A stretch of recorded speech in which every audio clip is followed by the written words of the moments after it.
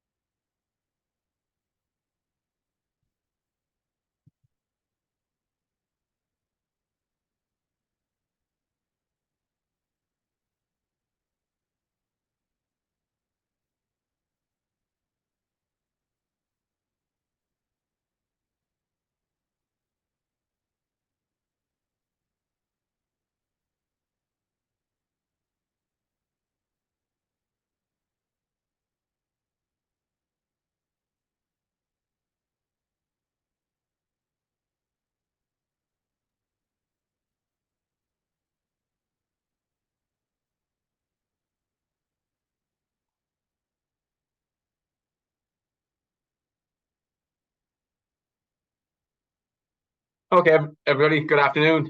Welcome to today's webinar, Demystifying NIS2, a clear path to compliance. So we will, the webinar today will be recorded. We will ask you to put any questions into the chat or into the Q&A section. We will get to all questions and we'll get them at the end. If we don't have time to get to some questions, we will follow up with you afterwards and just let you know that today's webinar is being recorded. So I know we had one hand up from somebody already. So if people have any issues or technical questions, you want to put them into the chat or into the Q&A and we'll get them. And if anything needs to be clarified at that time, we'll try and do that. So very welcome. Welcome to Lanray here, also from the Irish Computer Society, myself and Nuala Keneally from Privacy Engine, a collaboration today between both entities around NIS2. That's something that's, well, it's on some people's distance horizon and it's a little bit closer to other people depending on where you are, but it's coming closer and closer as the days and months tick past. So Nuala Keneally is my name, Head of Compliance with Privacy Engine. Lanray, if you want to do a quick introduction. Yeah, hi everybody. My name is Lanray Oluwatono. I'm one of the trainers at the ICS and I'm a data protection consultant. So I said we'll start webinar. So again, yeah, today's webinar is the NIS2 directive, a breakdown of network information security directive for important and essential entities. So the structure of today's actual presentation, we'll go through the background first, the objectives of NIS2, the timelines, and again, the specific Irish approach to that, because each country or state has to transpose it into its own legislation come October. Then we look at the directive itself, the scope, an important new area is personal liability, which it introduces, and then how it's going to be managed, and how the audits will be run by the competent authorities, and then into the implementation of the directive then itself, what it means policy-wise, how you implement it through a framework, the importance of training to underpin all of that, and then the enforcement side of it as well, what it actually means around enforcement and fines and penalties, what they can be. So first we're looking at the aim of the directive itself. So the aim of the directive is to build harmonized cybersecurity capability across the Union, mitigate threats to network and information systems used to provide essential services in key sectors, and guarantee continuity of such services when facing incidents, and expand the scope and statutory provisions of the first NIS directive. And just broadly, I suppose this is the important point 2 there.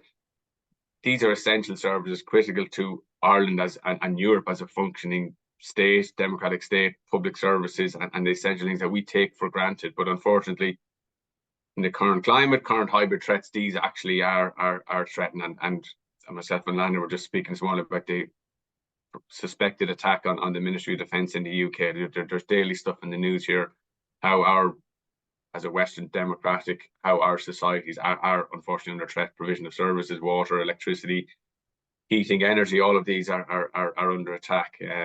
So I'll give you some points on that as well, Lana. I know because you're strong on that same area. We were discussing the UK Ministry of Defence hack this morning. Yeah, no, it's just heard about it on the news this morning, and it just threw me first off. And I thought, now the word on the street is that it appears that it's an espionage attack, and it's coming from China, even though that has yet to be confirmed. But it only remains to be seen. Probably maybe in the next few weeks, we probably would have more information, regarding, how it occurred, who the actual players were or the actors, so to speak. But it just goes to show that the lines between cybersecurity and privacy, they are becoming more and more blurry every day with each passing day. And you see, you can no longer say, oh, we're beyond it, or it can't happen to us, because as we always say in class, it's not a question of if, but a question of when. As was the key example for us here in Ireland, what was the HSE attack? I think it was possibly one of the first one of that scale in Europe, and obviously we were all suffered that. Like, people received care late, people, like it affected the health and well-being of hundreds of not thousands of members within the state. So these are clear and present threats to society as we are. And I know a lot of our essential services run the tabletop exercise and that stuff, to check their cybersecurity resilience, and we look at some of the acts, but NIS2 really spreads that scope now to more private sector companies and people that were not previously aware of the NIS directive. NIS2 now applies to them, and you really need to bring yourselves up to speed with that. So then the next point then, is NIS2. So what and when? So what does it actually mean? So again, it is cybersecurity and privacy. Like, they're becoming more symbiotic. I know we'll go into more detail later on, Lana, around DORA and some of the other stuff that's on the horizon, but there is a lot. Digital Services, Digital Marketing Act, data governance, data sharing. Like, we ourselves use data more and more, and then commercially, data is money, it is revenue. So it's being used more and more, but everything is becoming more closer entwined and more symbiotic. So again, it is, as you said, Lara, kind of blurring the lines between GDPR and cybersecurity, data protection, privacy, whatever you want to term it, but these are very, very closely linked. So as NIS2 entered into force in the 16th of January 2023, and member states have until the 17th of October to transpose into national law, and then in around 5 months or 5 months plus before the law takes effect. So, and that date is a key one, and Larry, we've got some more points on that later on around when it is transposed into Ireland, how that actually looks in Ireland, because each state is going to be unique, how to transpose it, how to do it, who the competent authorities are, and we look at that. And it's building on the provisions of NIS1. I know yourself, Larry, I know you've some points on that from the 7th of October, how it's going to look around the enforcement side and the training side. It is going to be important. It's very fluid at the moment, so that that remains to be seen. Yeah, and that's the thing, and I suppose that's the purpose of our webinar today, is to start you, well, depending where you are in your own compliance journey, but this is, we're painting the picture as it is now. There's a lot to be determined around this too, like who the competent authorities are, what the legislation is going to even look like. It's currently sitting with the Department of Environment, Climate and Communications. They're the department that are transposing it into law for the 17th of October. But myself and Lana will cover those main obvious building blocks. There's a lot of frameworks that are currently there, like SOC, ISO, NIST, that are there and are utilised, and a lot of people who are further along that NIST journey, that's what they're currently using. So we kind of put in front of what you can do now, but then what information we have to wait for until this becomes more clear. But there are kind of easy things that you can start to build on now that's going to lessen the workload come October, or as we're moving into 2025. but broadly speaking, like it is somewhat built on GDPR, and it does reinforce what's there already under GDPR. Personal data is mentioned 10 times in this one. It's now mentioned 28 times in NIS2, because the risk is our personal data social engineering, like the hack with the Ministry of Defence in the UK now. They're saying that it involves all serving and a lot of DoD members, that their personal data has been accessed. That is the risk with these. Now, so data protection is not going away. If anything, it's just becoming more forceful and more exhaustive. So that just brings on to our first poll, actually, on the webinar today. Like in other webinars, we will be launching polls just to kind of get a bit of engagement with people and to see where people are with the journey and kind of what information we can deem for you to help speak to you better and kind of the content of our webinar. So first of all, poll one. So that's the question, like, so what entity are you under NIS2, or are you aware? So we will launch that. So people, again, these answers are anonymous, and we'll just publish the overall numbers at the end, so people are aware who we have on the call, because this is information sharing, collaboration. You're either working with us in previous engine, or you're members of the Irish Computer Society. So again, we're just trying to serve the client base that's there and the people that are there. So at the minute, we're looking around 60% are actually unsure what their classification is, and then there's actually about a 20-25% split between essential and important. That's interesting. So there we go. So share results. So there's the final results of 60% of people on the call today are unsure what classification they are, and then we've got 22% essential and 19% important. And that is just something that we will be actually moving into now in the later slides. So actually, it leads perfectly into the next slide. So this is where we currently are with the entities, the essential entities and the important entities. You can see here, so as we've mentioned, we are moving from NIS1 to NIS2. So anything there with a red box is what's been added under NIS2. So you can see the broad range of sectors and industries that are incorporated in this. It is a lot. And again, even if you are I'd like to again go back to the most recent one, the Department of Defence, the Ministry of Defence in the UK. They are suspecting that it was a supply chain attack, that the platform or the user that was administering their payroll, and that's why they had access to all of the serving and that's actually where the hackers have got in. They didn't access the ministry's network. They actually came in through the supply chain. So that's where the access. So again, if you're in this industry, or if you're part of the supply chain within these industries, then NIS2 applies to you. So it is broad. I know, Lana, you're working with someone in those industries, and you have experience of that. So they're going to come in on those industries, but it is broad. Interesting. Now, also something else that you also want to give due consideration to. This is what I probably would call compliance by association.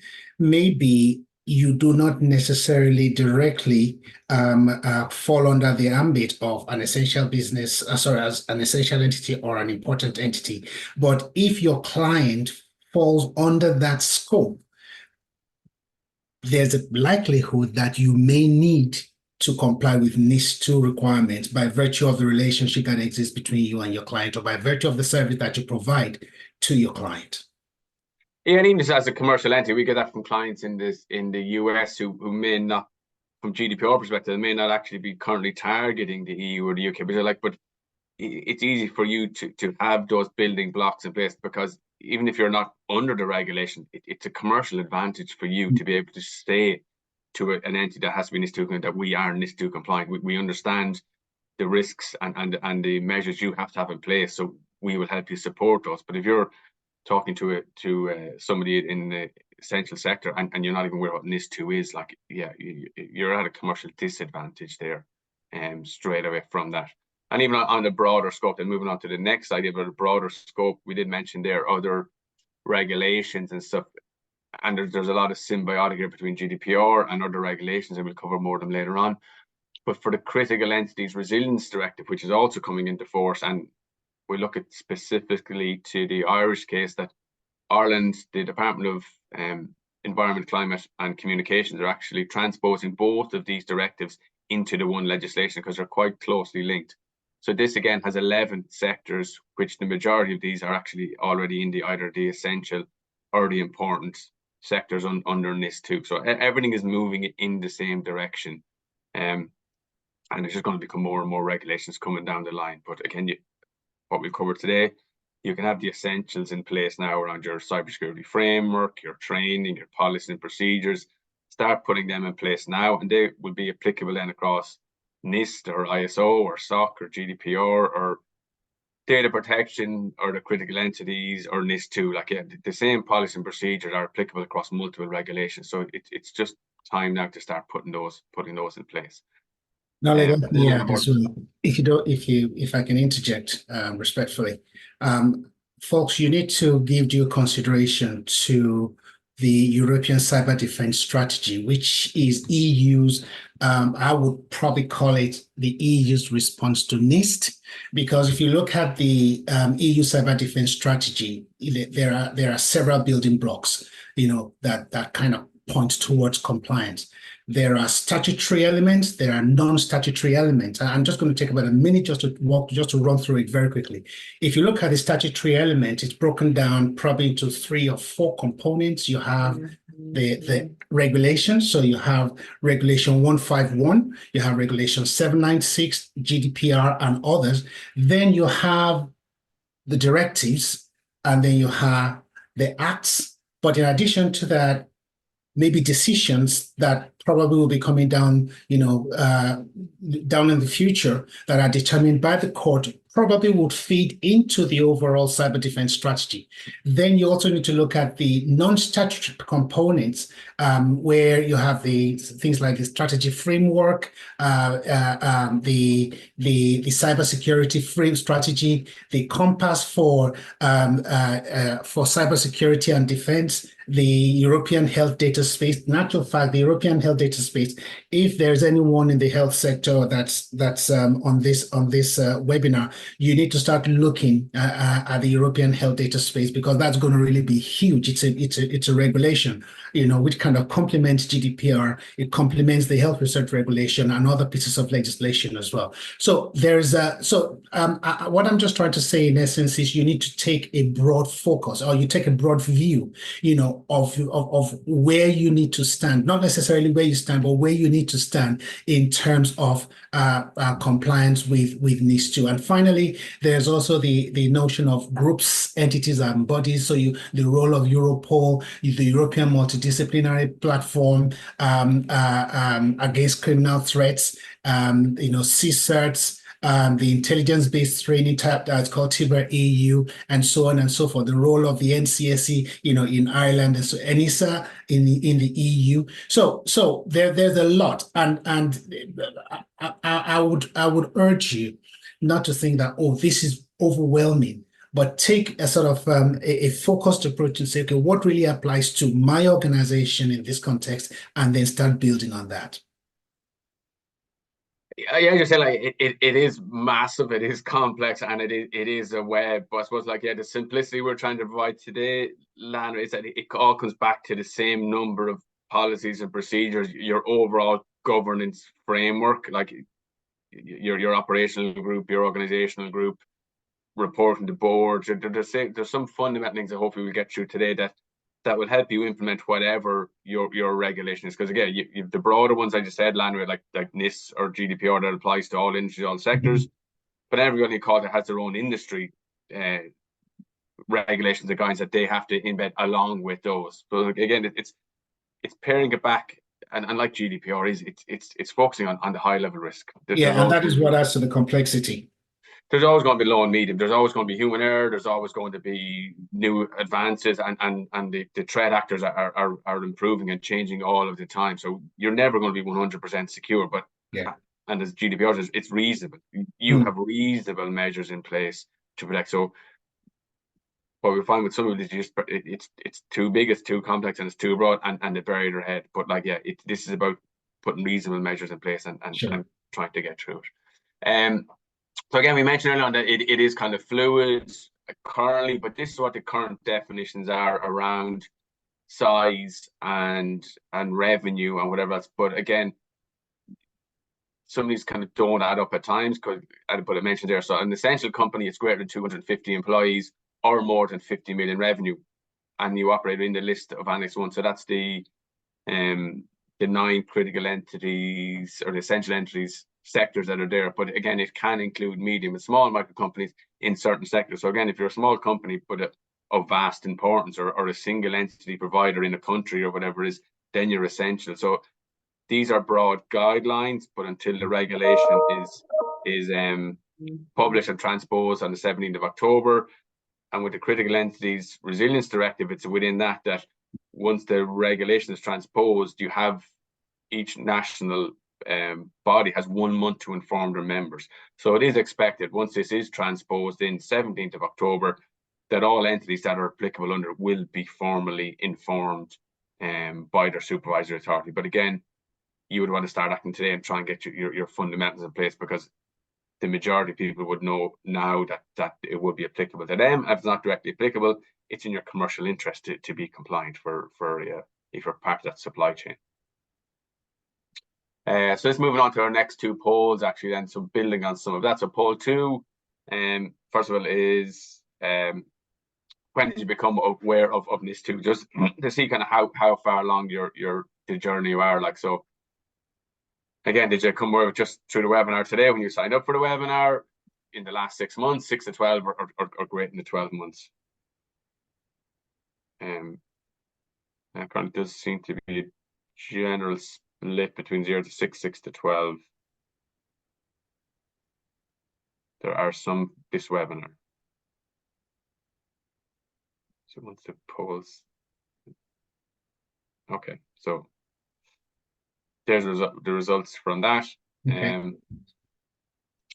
So 42% is the majority. So people become aware of NIS2 in the last 0 to 6 months, and then 26% in 6 to 12, although 18% just since the publication of this webinar. So yeah, so different people in different stages along their compliance journey.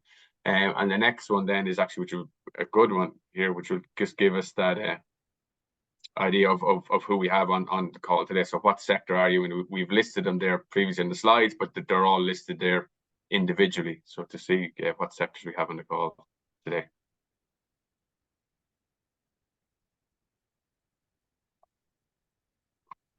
Okay, so we've a lot in health.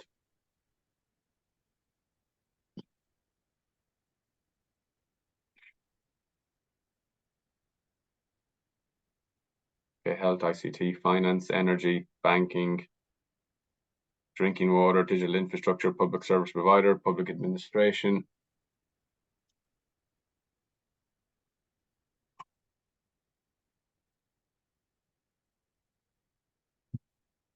Okay, so there's the results. That's a 1, 2, 3, 4, 5, 6, 7, 8, 9. So we've got nine of the sectors on the call today, which again gives a kind of the broad breakdown of the the members and stuff that are here today. So yeah.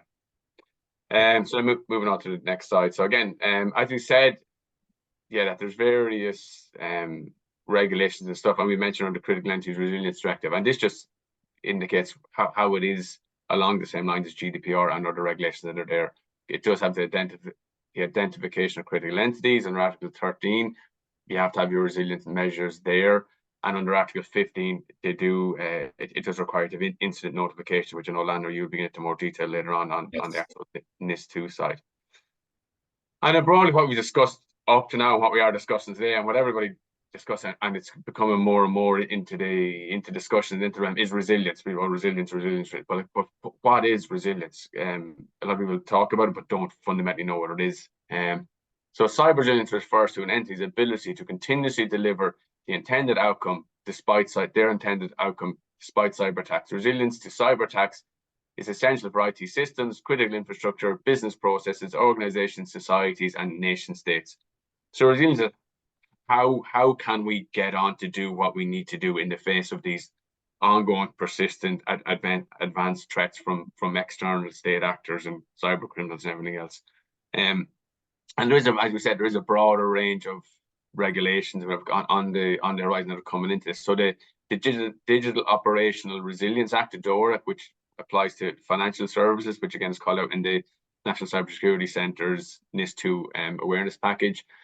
This is an interesting one, the draft regulatory technical standards, because obviously GDPR, you mentioned technical organizational standards. In NIS2, they mentioned technical, organizational, and operational measures. But what does that mean? So I think this will be a good one, because it's actually going to try and shed some more light on what these standards actually are, and call them out and be more definitive, that we all understand and have that kind of common language, which I think will help.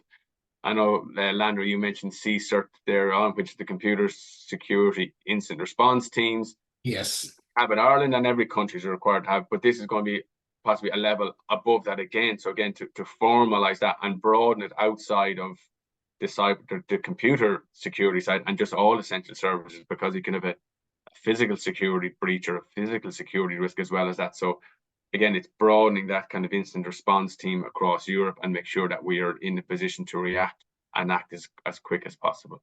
So again, there's more and more stuff coming down the line, but broadly they are of assistance, and they're just providing more information and more kind of common terminology, so we all can kind of speak the same language.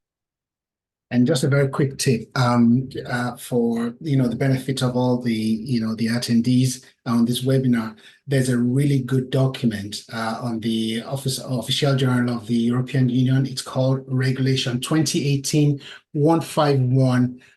Commission implementing, laying down rules for the application of Directive 2016-1148 of the European Parliament, and with regards to digital service providers for managing risks posed to the security of network and information systems. It's a really, really good document, which kind of just gives you a template, regarding what technical and organizational measures you need to have in place in your organization. So you can take a look at the document, and if you want, I'll probably put up a link, in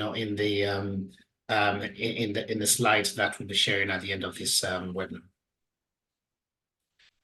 Perfect. Cheers, Val. And as you mentioned, it kind of NIS2 is European wide, but each member state has to transpose it into its own legislative framework. So again, we're highlighting the Irish approach here today. Again, transposed by the 17th of October. It's the Department of Environment, Climate and Communication that are currently working on that legislation and will be drafting it, and the measures will be applied from the 18th of October. Then some interesting points here. I have a lot of discussions on these. So the National Competent Authority, it's not yet fully defined, but we expect it to be along the current lines, which means that, and in the NIS2 and National Cybersecurity Centre break this up, as part of NIS2, you've got the digital service providers, ICT, digital providers are listed as well. And then you've got essential services, which are the other industries such as energy, wastewater, drinking water. So again, we're expecting a different competent authority depending on your sector and your industry. So for digital service providers, the competent authority will be National Cybersecurity Centre, and then for operators of essential services, it'll be down to your regulatory body. And I know we have discussed with some of these bodies already, like Irish Water, ESB and stuff, and so their regulator is going to be the Commission for Regulation of Utilities, CRU. Then for financial and stuff, we're expecting to be the central bank, and then there'll be other competent authorities within your sector that's going to be your investigatory or your competent authority body. I know, Landra, you have a lot on the next 2 points around the joint investigations and information sharing, which they're obviously going to have to achieve. That's correct. Yeah, because I mean the role of the competent authorities as defined under NIS2 indicates that there's going to be a tight integration or tight collaboration with the likes of the Data Protection Commission. In actual fact, Article 35 of the NIS2 directive is very, very specific, because it gives it dedicates a whole article, to what to do in the event of a personal data breach. So if it has a cybersecurity impact, then both the Data Protection Commission and the competent authority, probably be the CRU, be the NCSC, whoever, will work with will collaborate, and it's based on an article under GDPR. It's called mutual assistance, whereby all the different entities will come together to mutually assist one another through joint investigations, information sharing, and the like. So it's not clear cut, but I mean, when we're looking at the audit component, we'll probably we'll talk more about this.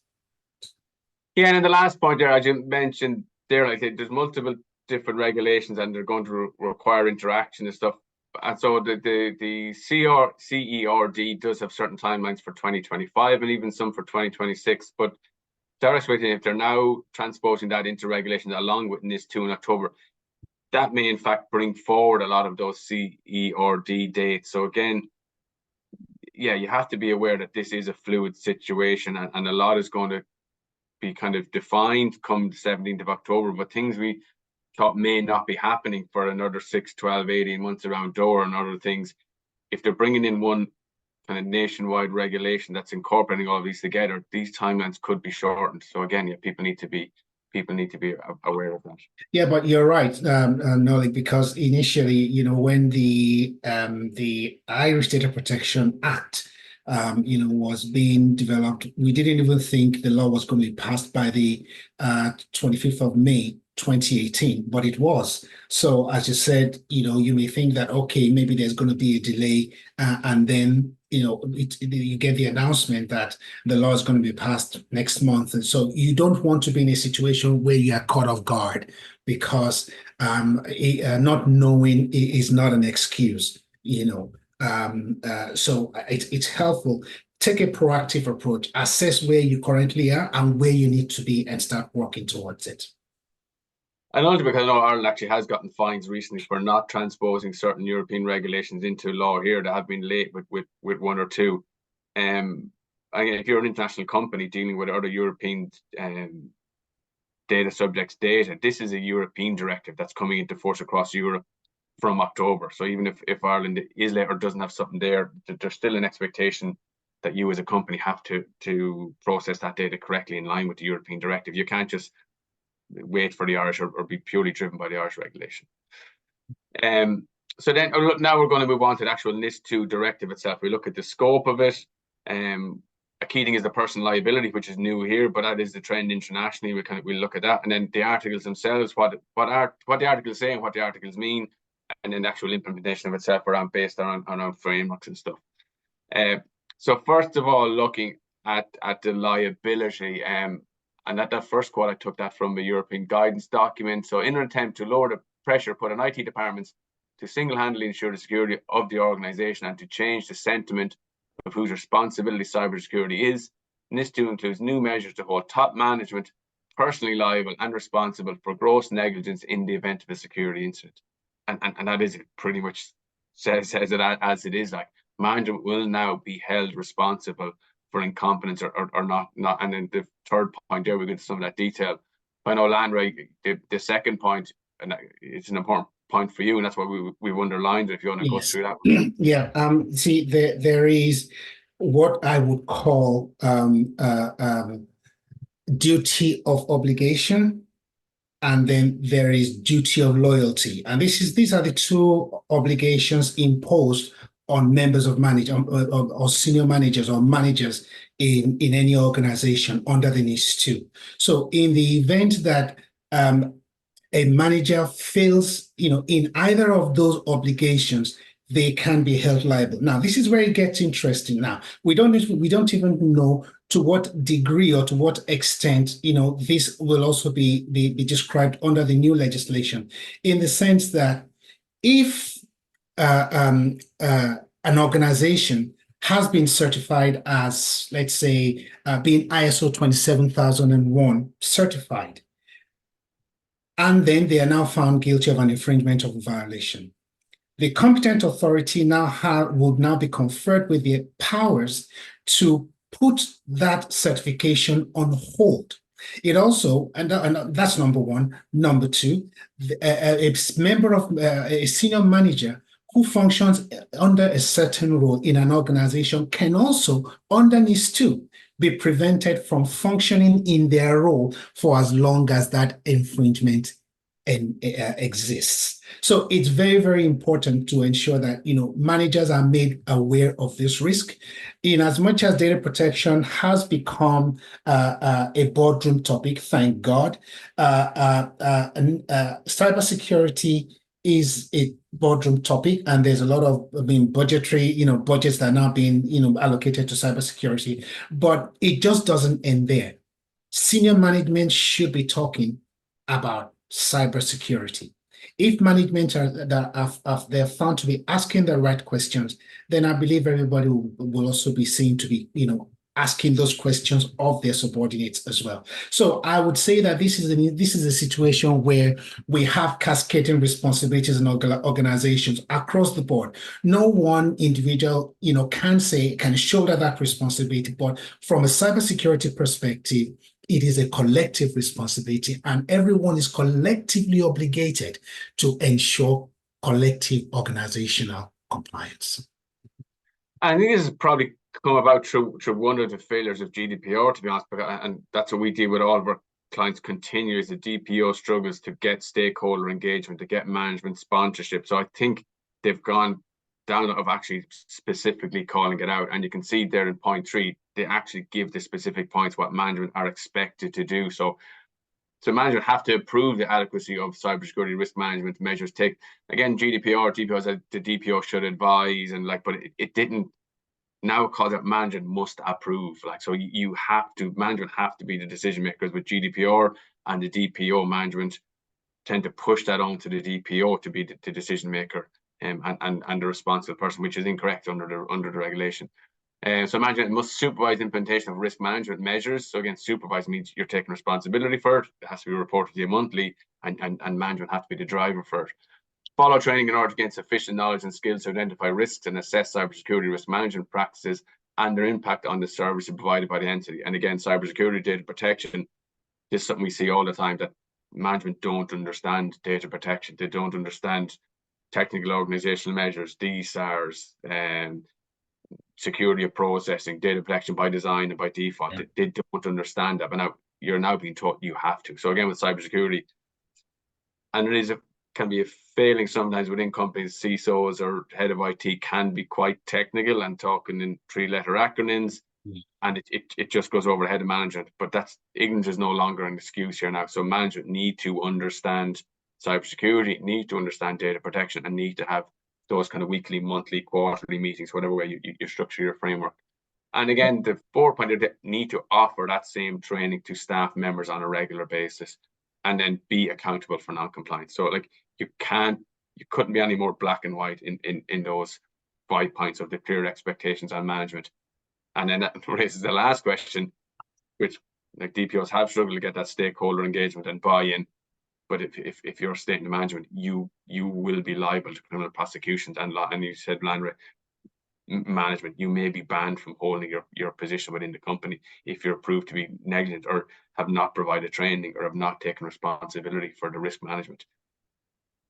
Just very quickly, if I may add to what you've just said, I know this is not a GDPR session, but I just want to take a leaf from the GDPR regulation, Article 32, which actually emphasizes, the technical and organizational measure. And I just want to read from Article 32, 1B, the ability to ensure ongoing confidentiality, integrity, availability, and the resilience of processing systems and services. That is the obligation of management now. So it's not just a question of a responsibility that has just been, passed on to IT, but this is something that senior management now have to take on board themselves, And that leads us on to our next 2 polls, which I think, well, hopefully the results should be telling and kind of clarify where we are. So again, so poll 5, so do you have confidence in your current training? And then poll 6, which levels does your training currently include? So again, do board receive training? Do management? This again, cybersecurity and data protection. Do all staff receive training? And then your data champions, or who those key operational people in your departments, do they receive their own kind of leveled, tiered training to their level and to their responsibility? So we'll just launch 5 there first and see what the results are. Because again, some training it is to the point and does. Some is very just off the shelf, generic, not focused on your industry. But there's a need for blended. You need kind of large scale base level training, and then you need your more tailored training to people's roles, responsibilities, and the risk they have within the company. So again, just 55, 45 split favoring no. So people don't have confidence in their current training. You see, training should no longer be seen as a box ticking exercise. Training should be as integral to your organizational processes and procedures, because even under NIS2, you will be required to provide the evidence that training has been given. So maybe the regulator may decide, maybe to use that as evidence of compliance, or the degree of compliance in your organization with NIS2, because training is important. I remember my days, my early days in Dell back in the early 2000s when I joined Dell. I remember we were locked up in a room for about 3 weeks, whereby we were taught, on what different systems, and you were not even allowed near any live systems. We had to receive that regular training. And at the end of each module, you had to sit a test. And if you failed the test, you were out the door. That's the degree to which Dell held, training. And I believe it still does hold training today. So and I think that is a mindset a lot of organizations now need to start to cultivate or imbibe, that yes, everything and anything we do has to center around training. Because if you have given your employees the relevant training, then like as Nolik said, ignorance is no excuse. And that moves on to that kind of point. Land our next poll of where do we sit? Because obviously there's different training for different levels and different methods of delivery for different levels as well. So that is important. And it's interesting that nobody has ticked. So there's some ticking board there now. Because I can't remember the technical, but there's a lot of research around about the paradox of training itself, that the higher level people within your organization, like your CISO, like your IT, like board members, they see themselves above the training. So but they're the people that social engineering or hackers want to get to, because they're the people that have the keys. So the highest risk people in the company see themselves that they're the ones that least need the training, which is the wrong way about thinking about it. And again, you mentioned earlier on, training can be seen as some of a kind of a blame game as well. But no, your training has to help people do their job properly and do it compliantly in a friendly, proactive manner, rather than calling people out and blame. If people don't succeed, and you have to know what's your next step. There's no point putting them back into the same training. The whole psychological side about what people respond to what training, depending on their role in the company and stuff, is all important. So again, only 8%. So within the companies we're working in, only 8% of our training, or 8% of the people have training for specific to board, specific to management, and then 65% roughly have it all staff, and then 20% to the data champions. So again, that is, and then by providing the training to your board and to your management, you're actually educating them on the risk, because a lot of times they don't understand what NIS2 is, or they don't understand what GDPR is, and so they don't understand the risks, the fines, and the implications for the company. And you have to speak that business language. You have to talk about strategic risks, reputational damage, fines, deletion of data, the commercial impact for non-compliance, because GDPR. Yeah, in addition to that, I think you also need to associate costs, of the cost of the risk or the cost of non-compliance. What does that mean to the organization? So one of the things I used to work with this lady, and every time I walked into her office, and I would say, "Hi, Sharon," and she would look at me and say, "We have no money." And that was her response, because I always, anytime I go to her office, I would just say, "Look, we need this, we need this." But the moment I started associating, or the moment you start associating costs, with compliance, the management will listen. because what that means for them is that that is a potential project, that may end up getting cancelled because of a non-compliance challenge. That is a number of employees that we may have to lay off because there's a non-compliance challenge. That's a potential fine that the organization may end up having to pay because of someone's mistake. So it's in everyone's interest to ensure that the relevant level of training is provided to each audience, and is tailored to their needs, not overly technical. Keep it simple, but get the message across. That's my 2 cents on that. And the important, and we look at it in the later slide on the framework, Landon, is you as your CISO or head of IT or the information governance or your DPO, whatever, you have to align with your other department's goals. So you have to align with marketing, align with sales. So again, like, go to marketing. Just what data do you want? I can help you get this data, or I can make sure we have all this data sitting there and you're not using it. Okay, I'm not sure I can. Well, you actually can. This is, so if you want to use this data, this is what you need to do to be able to use the data. You have to help people get their end goal, not just saying that, like, the DPO just says no. Like, or we have to work with different department heads to let them achieve their goals and align with them in that way, rather than you reporting directly to the manager just saying no, we need this, we need that, with no kind of commercial benefit or no business benefit to it. Sure. So next one, I know, Landra, yeah, you've done a lot of this around it. All right, I'm just going to just talk about this very, very briefly. Under NIS2, there are 3 different types of audits. I'll probably say 4. You have on-site inspections, then you have risk-based targeted audits. Risk-based targeted audits is a situation where your organization an audit is carried out on your organization, but based on a risk assessment that has been provided or made available. And then you also have security scans. Now, the security scan could be, it's quite vague, the way the law has described it. But what it says is it could mean that your organization your organization's IT infrastructure may go through a security scanning process. So maybe the NCSC could log onto your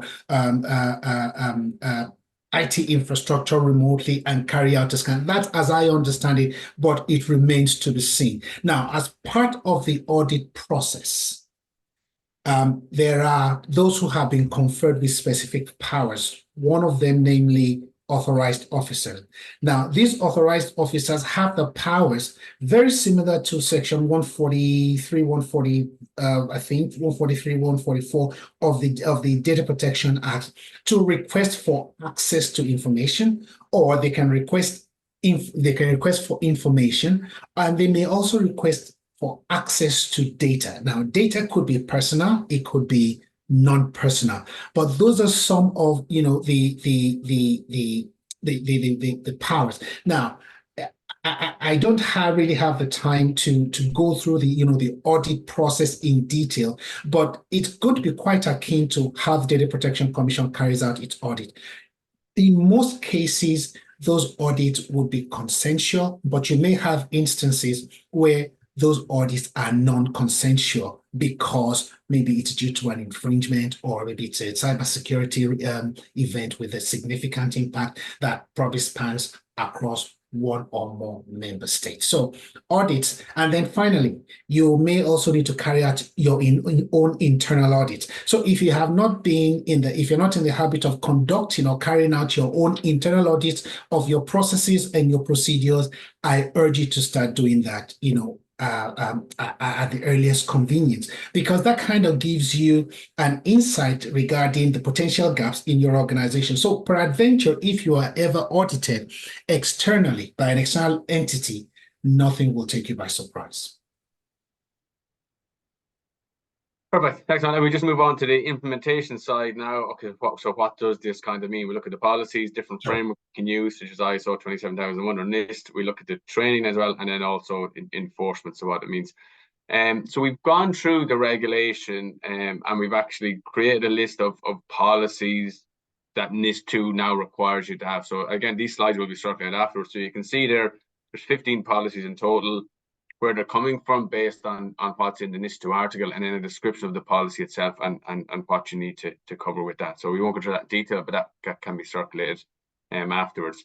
Then on implementation itself, so again, Article 21 of NIS2 compels organizations to take appropriate and proportionate technical, operational, and organizational measures to manage the risks posed to the security of network and information systems which those entities use for their operations or for the provision of their services, and to prevent or minimize the impact of incidents on recipients of their services and on other services. And that kind of goes to a question that we've had there at the start around if you're collecting health data. So that depends on you as an entity. What are you, a commercial entity? Are you not for profit? Are you a research body? It's about collecting health data for research. It goes back to the purpose of you collecting the data, and why you're collecting it. So broadly, it can be broken into kind of 10 broad sections. So again, what you need your policies around, like risk analysis, IT, incident handling, business continuity plans, security, network and IT systems, supply chain security, policies to assess cybersecurity measures, cyber hygiene, which is kind of more of a common term now around this, cybersecurity training, cryptography and encryption policies, human resources, security, access control policies, and multi-factor authentication. So yeah, they're the kind of broad 10 areas that we need to be looking at here around implementation for you to be able to go back to the top point to demonstrate the appropriate technical, operational, and organizational measures. So looking at that in a little bit more detail, and we're breaking down what these measures are. I know, starting on the right, I know, Landra, you have a big interest in defining the scope and the percentages, because they are pretty stark. Yes. Yeah. So the when you break down NIS2, it says that the measures that you implement must be proportionate to risk, because you need to understand, folks, that NIS2 is very big. It's very huge on risk. In actual fact, I think the first sentence under the NIS directive, it actually talks about you mitigating risk. So it says here, directive is used to mitigate threats to network and information systems. So what you need to understand is, look at the size of your organization, look at this, the risks that you're exposed to, what's your risk appetite, what's the risk proximity as well, and then put into place the necessary technological and not just technological, but even the non-technological measures to mitigate that risk. So it says here, take into account the state of the art. This is very, very much reminiscent to GDPR. It says taking into account the state of the art, the nature of the nature, scope, and so on and so forth. So if you've implemented GDPR, I've got good news for you. You're probably just on the way. You're not fully there, but you're on the way. So entities must take into account. So whether you are an essential entity or whether you are an important entity, take into account vulnerabilities. What are you exposed to, directly or indirectly? What's the quality of the products? Because you may have instances where you have the best of processes, you have the best of procedures, but there is still a weak link, and an organization's cybersecurity is only as strong as the weakest link. So the overall quality and products of cyber practices, your providers, your service, your suppliers, conduct the necessary due diligence. Don't abdicate that responsibility and say, oh, someone else is going to do it for you. Find out, check, pursue, investigate, clarify, ratify, do whatever, but just make sure everything you do, make sure it is documented, it is saved somewhere, because that is the evidence of your accountability. And here where it gets interesting, because when organizations or in entities are penalized for infringing the requirements of NIS2, it says that such penalties, similar to GDPR, must be effective, proportionate, and dissuasive. In actual fact, Article 31 and Article 32. So Article 31 is the enforcement measures for for essential entities. Article 32 for important entities, and it says there that the penalties must be effective, proportionate, and dissuasive. And what does that mean? You may be fined up to about 10 mil or 2% of your annual total worldwide, total worldwide turnover as an essential entity, whichever is higher, reminiscent of GDPR, or 7 mil or 4% of the total annual global turnover, whichever is higher, if you're an important entity. And a key measure that then obviously, Lanny, is our next slide, which actually is the one place where the demands are now actually greater than in GDPR, because now you need to be in a position, or you now need to be able to report incidents or breaches within 24 hours. So again, this is where the threshold is actually is more restrictive. So it's and again, if you don't have the policies, procedure, capability to do this, then you're definitely going to be towards a higher level of those fines.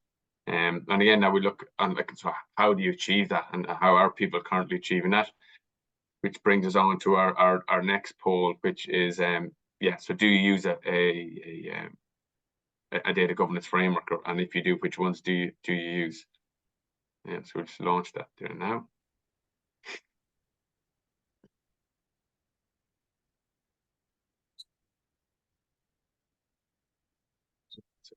Hovering around the 50% for ISO, 6 for NIST, 15 for other, and then 35%. No, so there we are. So again, so 39% using ISO standards, 7 on NIST, 18 on other, and 36 on no. And that just moves us actually onto our next slide, which is our information governance framework, and we have incorporated ISO 27001 and NIST into this. So this kind of speaks, we're just kind of keeping this high level, the 11 sections across the top. These are the boxes, go back to what management need to do, go back to the requirements of NIS2. These are the kind of 11 fundamental areas you need to be across. Stuff in red is the essential fundamentals, like you have to have the alignment structure, appointing DPOs or appointing a CISO, policy, you obviously need your policies and procedures. Then moving gradually into compliance, you need training and need your rope or your data mapping, and then you're into your kind of individual stuff around your risk management and also your record management and your technical control. So again, this demonstrates how GDPR, NIS2, ISO, CRD, how they're becoming more and more aligned, and what you do under one regulation should be reinforcing and supporting what you need to do under. So again, this we've kind of mapped out here how your GDPR framework can help you achieve ISO, can help you achieve NIS2, can help you achieve whatever. They're fundamentally broadly the same structures. So we need to move in that area. Now, in terms of training, I'd just like to take a moment just to announce to all on the platform that the ICS will be launching a NIS2 training. It's a 1-day. It's titled "Implementing NIS2 from Theory to Practice." We're going to start rolling out that training later this month. We will confirm the dates on the website.